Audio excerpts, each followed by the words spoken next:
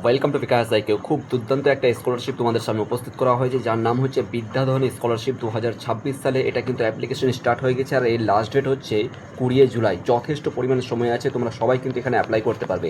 যারা মাধ্যমিক পাস করেছো, মাধ্যমিক পাস করে 11-এ গেছো, অথবা 11 থেকে 12-এ গেছো, অথবা 12 পাস করে গ্র্যাজুয়েশনে উঠেছো, তারাও কিন্তু তোমরা এখানে অ্যাপ্লাই করতে পারবে। মিনিমাম হচ্ছে তোমার 10,000 টাকা, যেটা তোমরা দেখেছো আর কি। নবান্ন স্কলারশিপ পাওয়া যায় 10,000 টাকা আমাদের পশ্চিমবঙ্গ থেকে।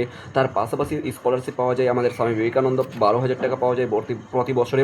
ঠিক সেইরূপভাবে কিন্তু এই স্কলারশিপে যে বিদ্যাধন স্কলারশিপ রয়েছে, এখানেও কিন্তু তোমাদেরকে 10 থেকে 12,000 টাকা, বিশেষ করে স্কুল লেভেলের ক্ষেত্রে। আর যখন তুমি গ্র্যাজুয়েশনে যাবে, সেখানে কিন্তু তোমার অ্যামাউন্টটা বেড়ে যাবে। এটা সম্পূর্ণ নির্ভর করছে তোমার যদি টেকনিক্যাল পার্ট থাকে, টেকনিক্যাল যদি তোমার কোর্স থাকে, তাহলে সেক্ষেত্রে একটু বেশি পাবে। প্রফেশনাল কোর্স থাকলে তোমার স্কলারশিপ বেশি প্রোভাইড করা হবে। ঠিক আছে, আর্টস, কমার্স, সায়েন্সের বিভিন্ন ক্যাটাগরি রয়েছে।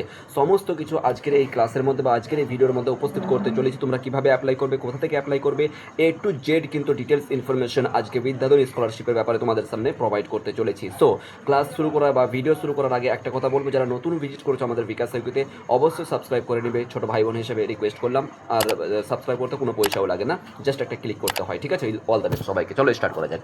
প্রথমত কী রয়েছে, the Vidyapeeth scholarship is actively open. ঠিক আছে, across the multiple Indian state. শুধুমাত্র আমাদের পশ্চিমবঙ্গ নয়, ভারতের বিভিন্ন রাজ্য থেকে কিন্তু এটা অ্যাপ্লাই করতে পারবে। আর এটা অলরেডি কিন্তু অ্যাপ্লাই স্টার্ট হয়ে গেছে। ঠিক আছে, offered by the Sarojini Damodaran foundation. ঠিক আছে, SDF এর যে একটা ফাউন্ডেশন, মানে আর কি এক কথা বলতে গেলে অপারেট করছে এটাকে।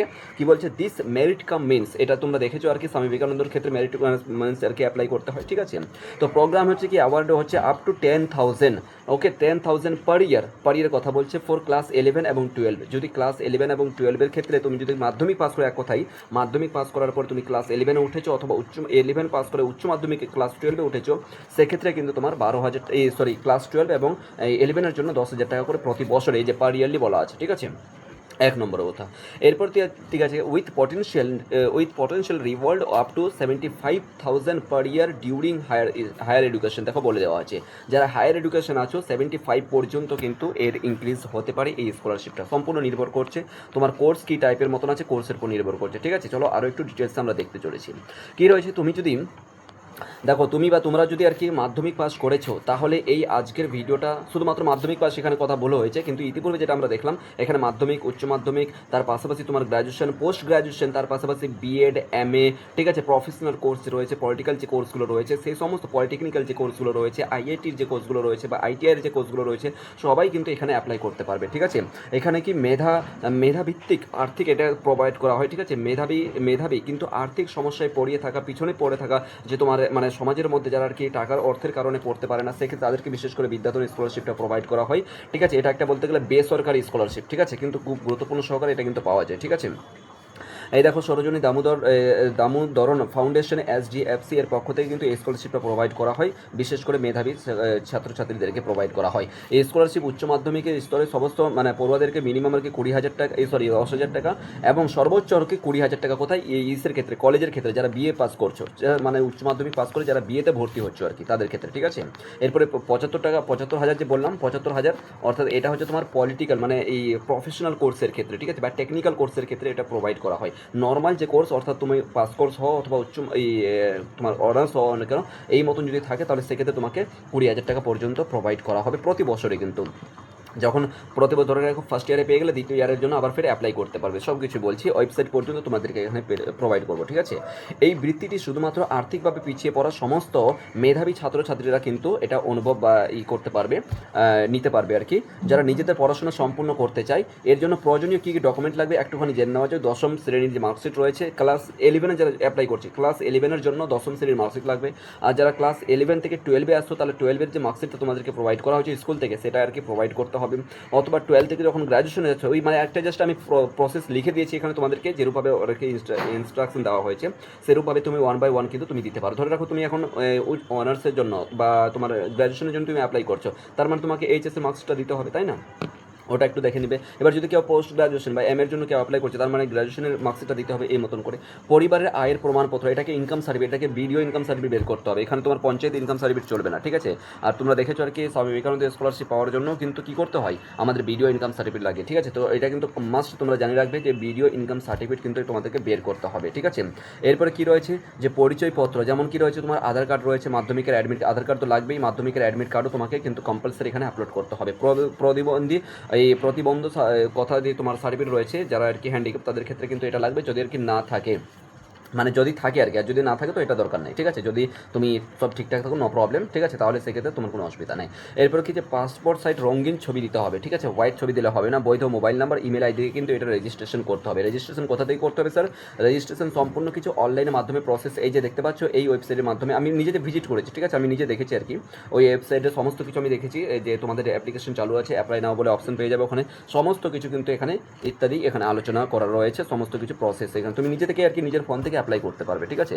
প্রথমে এই ওয়েবসাইটে ভিজিট করবে, ঠিক আছে, আরও শুনে নাও, যাবে না এখানে, ভালো করে শুনে নাও এই কথাগুলো।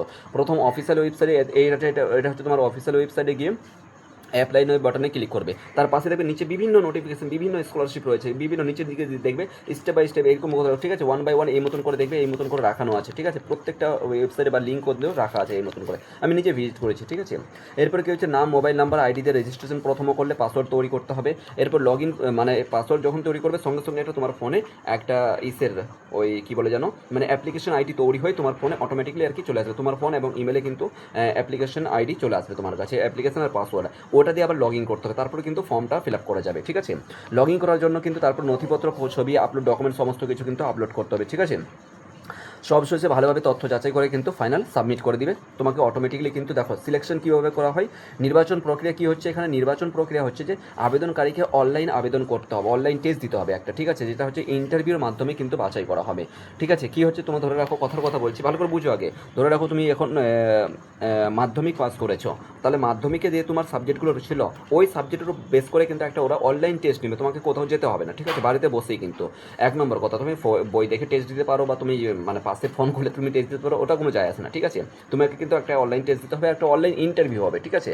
তুমি ইন্টারভিউ বিভিন্ন ল্যাঙ্গুয়েজে দিতে পারো, নো প্রবলেম, হিন্দিতে দিতে পারো, বাংলাতে দিতে পারো, ইংলিশে দিতে পারো, নো প্রবলেম, ঠিক আছে। সেক্ষেত্রে ওরা আর কি বলে দেবে যে ল্যাঙ্গুয়েজ কী থাকবে, হ্যাঁ, সমস্ত কিছু। ইন্টারভিউ তোমাকে এই যেমন আর কি আমরা যে ক্লাস করাচ্ছি, এই যে গুগল মিট অ্যাপের মাধ্যমে যে ক্লাস করাচ্ছি আমরা উচ্চ মাধ্যমিকে, ঠিক আছে, তাহলে ঠিক সেরূপভাবে কিন্তু তোমার একটা ভিডিও অন থাকবে, তোমাকে যা জিজ্ঞাসা করবে সেটা বেসিক তোমার বিশেষ করে জিজ্ঞাসা করবে, মাধ্যমিকে কি কত নম্বর পেয়েছো, তোমার নাম কি, বাড়ি কোথায়, কী অবস্থা, তোমার বাবা মা কী করেন, ঠিক আছে, এই সমস্ত বিষয়গুলো আর কি সাধারণত জিজ্ঞাসা করবে। এখানে ধরি না চাকরির জন্য তোমাকে ইন্টারভিউর জন্য ডাকছে, তাই না, জাস্ট বেসিক মানে বিষয়গুলো জিজ্ঞাসা করবে, ঠিক আছে। আবেদনের শেষ তারিখ কিন্তু এটা ভালো করে বুঝে নেবে, ঠিক আছে। 20 জুন রয়েছে এখানে। হেল্পলাইন নাম্বারগুলো এইগুলো রয়েছে, ঠিক আছে। এই হেল্পলাইন নাম্বার কোনো যদি প্রয়োজন থাকে তাহলে অবশ্যই কিন্তু এই নাম্বারগুলোতে অবশ্যই তোমরা যোগাযোগ করে নিবে, ঠিক আছে। দুটো নাম্বার দিয়ে দেওয়া হয়েছে, এটা কিন্তু অবশ্যই মাথায় রাখবে। আর যদি কোনো অসুবিধা হয় তাহলে এই ক্ষেত্রেও তোমরা এইখানে ইমেল আইডিতে যোগাযোগ করতে পারো, ঠিক আছে। এলিজিবিলিটি ক্রাইটেরিয়া এবার দেখে নাও। এলিজিবিলিটি ক্রাইটেরিয়া কী রয়েছে, 2026 সালে মাধ্যমিক পাস অথবা সমতুল্য, ঠিক আছে, সমান পরীক্ষায় মাধ্যমিক পাস অথবা উচ্চ মাধ্যমিক পাস অথবা গ্র্যাজুয়েশন পাস, যাই বলো না কেন, ইতিপূর্বে বলেছি, ঠিক আছে, পাস হয়ে থাকলে তারা কিন্তু এটা রেগুলার হতে হবে, গ্যাপ মানলে হবে না। যেমন স্বামী বিবেকানন্দ পেতে গেলে তোমাকে রেগুলার থাকতে হবে, ঠিক সেরূপভাবে কিন্তু এটারও কিন্তু তোমাকে রেগুলার থাকতে হবে, গ্যাপ মানলে হবে না, ঠিক আছে। কী করতে হবে, মিনিমাম তোমাকে 80% নাম্বার পেতে হবে, ঠিক আছে, 80% নাম্বার পেতে হবে, এক নম্বর কথা। তারপরে কি পশ্চিমবঙ্গে বোর্ডের ক্ষেত্রে 650 দিয়ে 560 অ্যাটলিস্ট আর কি, ঠিক আছে, সমস্ত কিছু ভাগ করে দেখে নেবে একটুখানি। তারপরে কি হচ্ছে, প্রতিবন্ধী যারা রয়েছে ওদের জন্য 65% নাম্বার থাকতে হবে, আর যারা আর কি নো প্রবলেম মানে প্রতিবন্ধী নেই তাদের ক্ষেত্রে 80% নাম্বার লাগবে, ঠিক আছে। এটা হচ্ছে তোমাদের নর্মাল ক্রাইটেরিয়া। আর এই পারিবারিক কিন্তু আয় 2 লক্ষ টাকার কম হতে হবে, ঠিক আছে, পারিবারিক আয় কিন্তু 2 লক্ষ টাকার কম হতে হবে।